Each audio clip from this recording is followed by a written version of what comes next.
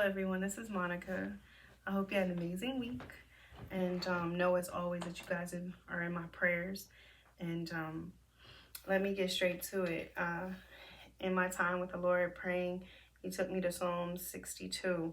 So I'm going to start off by reading that and go from there. It says, "Truly my soul silently waits for you, God. From Him comes my salvation. He only is my rock and my salvation. He is my defense. I shall not be greatly moved. How long will you attack a man? You shall be slain, all of you, like a leaning wall and a tottering fence. They only consult to cast him down from his high position. They delight in lies. They bless with their mouth, but they curse inwardly. My soul waits silently for God alone, for my expectation is from Him. He only is my rock and my salvation. He is my defense. I shall not be moved. And God is my salvation and my glory, the rock of my strength, and my refuge is in God. Trust in Him at all times, you people. Pour out your hearts before Him. God is my refuge. It says God is a refuge for us. Surely men of low degree are a vapor. Men of high degree are a lie.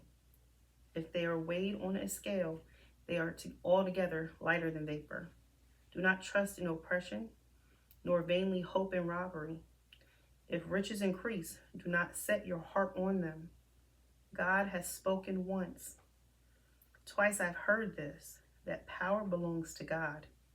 Also to you, O Lord, belongs mercy, for you render to each one according to his work." Before I speak about the key points in this particular Psalms, I wanted to share what God put in my mind's eye. He gave me a name. I believe that person's name is Francis. And also the area of San Francisco. So, yes, this word is for everyone. And what he put in my heart is that there's somebody by that name that loves Psalms and finds time to praise and worship God through Psalms. Like there's a song that is made up that I don't know if it's an actual song, but there's an area of the Bible where that person, finds that praise and worship time, and God finds joy in our praising and worshiping Him. And I don't know why San Francisco stood out, but I seen and felt that it just made me feel good, and I believe what I saw was the awesomeness of what praise and worship brings. And there's somebody out there having amazing praise and worship with God when it comes to Psalms. And for me personally, I definitely enjoy Psalms. This particular Psalms, though, definitely calls me out because it's a Psalms that calls us to wait on God and wait on Him, in a way where, let me get to that point. Basically, it's saying there's a powerful declaration of trust in God alone, emphasizing that our hope and salvation should come solely from Him and not from earthly power or people.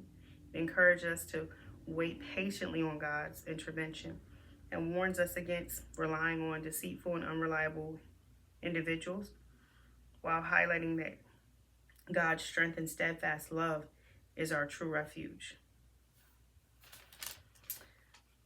I believe that as we are able to see the difference between the earthly advantages that we could have to, make it easier for us to wait on the Lord, we find that they can literally be useless. And what I mean by that is trusting in Him is everlasting. Things that we have on this earth, if we find that kind of temptation to wait on Him and have that kind of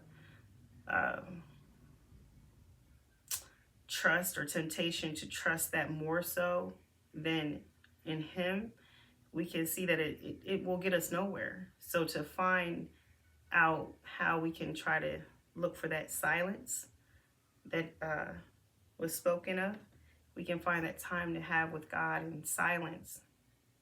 And whether you pray or worship God beforehand, no matter what, find that silence so we'll leave room for him to speak to us and give us that peace in those moments of hardship.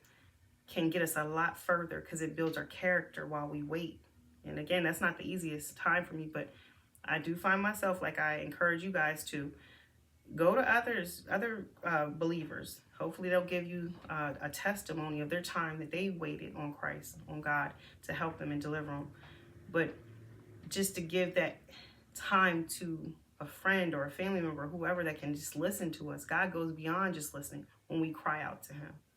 You know, he gives us that peace that goes beyond understanding, that leads us to being able to handle the waiting that, you know, it speaks of here. And it also gives us that feeling and that security that we need, because God's unwavering love is steadfast, and he's faithful, and he's the one who really ultimately is going to deliver us and reward us, those that trust in him, especially through the hard times. And that being said, I hope that these words have encouraged you all. And as always, you guys are in my prayers. And God bless you.